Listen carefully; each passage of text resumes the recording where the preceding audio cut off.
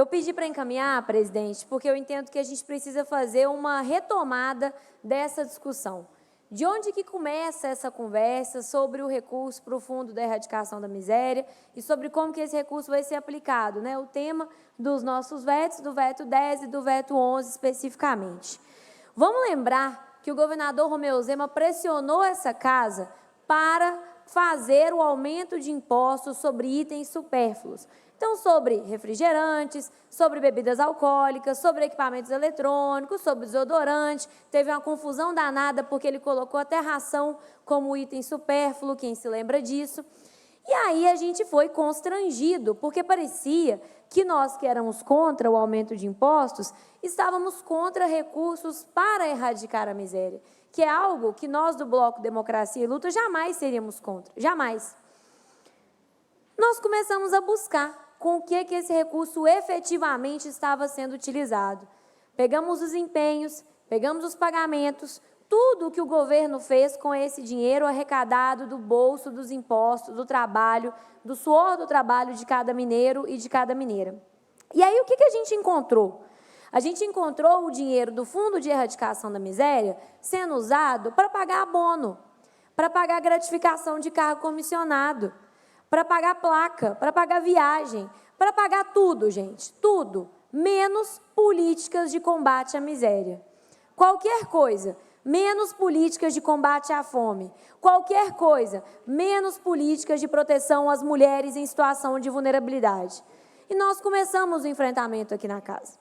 Começamos o enfrentamento, corrigimos um erro do governo, que objetivamente, presidente, esse veto só está acontecendo porque nós tivemos a oportunidade de corrigir um erro do governo. O governo mandou o orçamento para casa sem o dinheiro.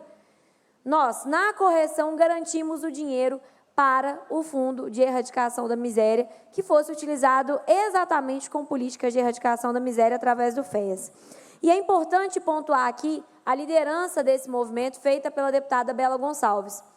A deputada Bela Gonçalves, que articulou esse processo, a deputada Bela Gonçalves, que levantou essa pauta, mobilizou os colegas deputados, mobilizou a imprensa, discutiu com prefeituras e fez com que a gente tivesse condição de aprovar com amplo apoio aqui dentro da casa o que nós aprovamos.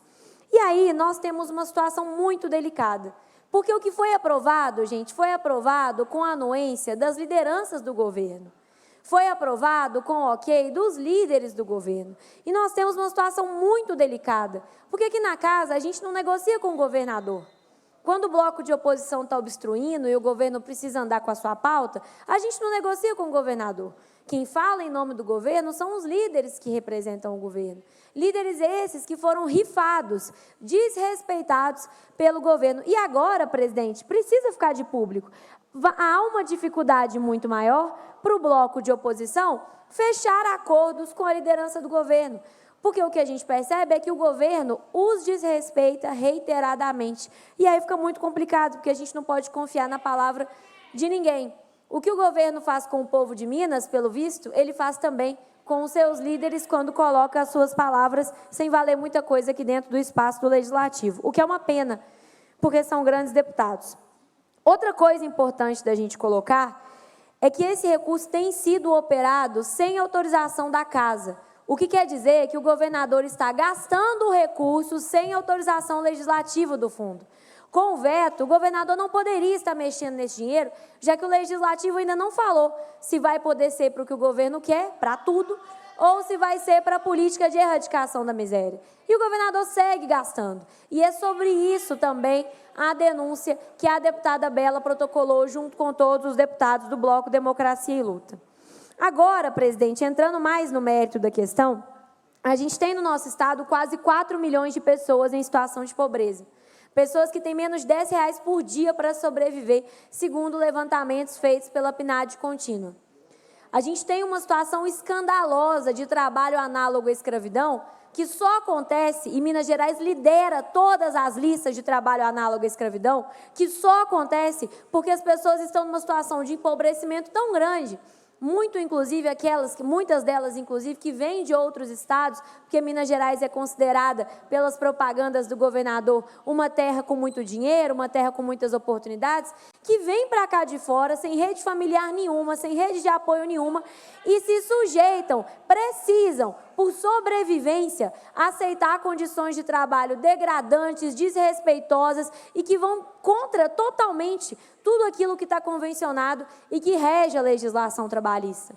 Um estado com quase 4 milhões de pessoas pobres, um estado que lidera a lista do trabalho análogo à escravidão, um estado que lidera a lista do feminicídio e seria fundamental para tirar as mulheres dos relacionamentos abusivos, garantir a elas o suporte pelo SUAS, o suporte pelas políticas de desenvolvimento social. Um estado que maltrata suas crianças nas ruas das grandes cidades, somado ao desgoverno Bolsonaro, com o desgoverno Zema, a gente tem crianças nas ruas trabalhando de novo, pedindo dinheiro de novo, que era uma coisa que a gente começou a superar alguns anos atrás. E a gente retrocedeu completamente. Os idosos, com a diminuição do número de filhos, os idosos cada dia mais abandonados. E aí tem uma pergunta muito séria que a gente precisa se fazer. A gente pede voto, a gente promete para o cidadão política pública, a gente promete que a gente vai lutar pelos direitos das pessoas. E a gente tem uma oportunidade de ouro, de arrumar dinheiro para essa pauta. E não é possível que o governador não pode abrir mão de pagar gratificação para carguinho comissionado com esse dinheiro, para a gente poder utilizar para políticas públicas que vão fazer, de fato, a erradicação da miséria. E aí a gente tem a lista de quanto cada cidade vai perder. E todos nós temos bases eleitorais importantes, de onde vem a maior quantidade dos votos que a gente conta.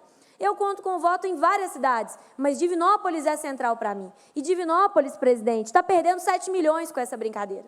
7 milhões de reais que Divinópolis vai perder, segundo os estudos que já foram feitos, de quanto a cidade receberia baseado no número de pessoas cadastradas no CAD único.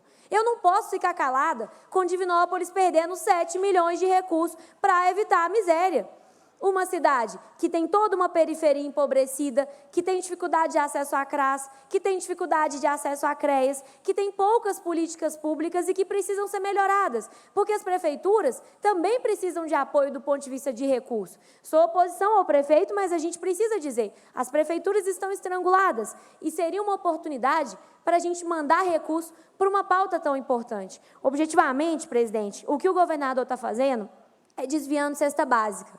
O que o governador está fazendo é desviando a possibilidade de a gente construir CRAS, é desviando a possibilidade de a gente conseguir construir as instituições de longa permanência para idosos e bancar essas instituições com profissionais bem capacitados, com profissionais que atendam de forma humanizada. Objetivamente, o que está acontecendo aqui é essa turma que fala que defende as crianças, que fala que cuida das crianças, largando as nossas crianças sem nenhuma perspectiva de atendimento. É isso que está acontecendo, porque para esse povo, falar que defende criança é ficar falando de fantasma de ideologia de gênero, mas não garantir dinheiro para que a criança não precise se preocupar com trabalhar, para que a criança não precise largar a escola, porque tem que ajudar a mãe a encher a geladeira.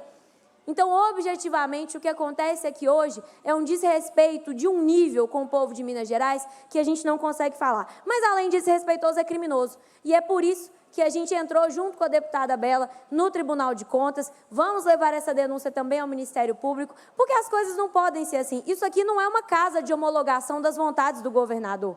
Não pode ser dessa forma. Não pode ser que as lideranças do governo são desrespeitadas dessa forma e falam amém. Não é possível que o governador tenha toda essa moral. Não tem, não tem. E por último, presidente, o que a gente queria deixar é a certeza de que a gente está do lado do SUAS, das políticas públicas de desenvolvimento social e dos cuidados com os mineiros. Como o governador é um herdeiro, como ele é alguém que herdou tudo o que tem, como ele é a terceira ou quarta geração de milionários, ele pode não saber o que é ter um boleto na porta, batendo na porta, para ser pago todo mês. Mas o povo de Minas Gerais não é feito de herdeiros. O povo de Minas Gerais é feito de trabalhadores com dificuldade para pagar seus aluguéis, mulheres com dificuldade para sustentar seus filhos, crianças em situações difíceis, idosos em situação de abandono. E esse parlamento tem que estar do lado dessas pessoas, não do lado de um governador herdeiro que nunca construiu nada por mérito próprio, que é capaz de dizer que jovem tem que trabalhar de graça para ganhar experiência. Ele podia, ele é herdeiro. A juventude de Minas Gerais não pode, não. E a gente está aqui do lado dessas pessoas. Obrigada, presidente.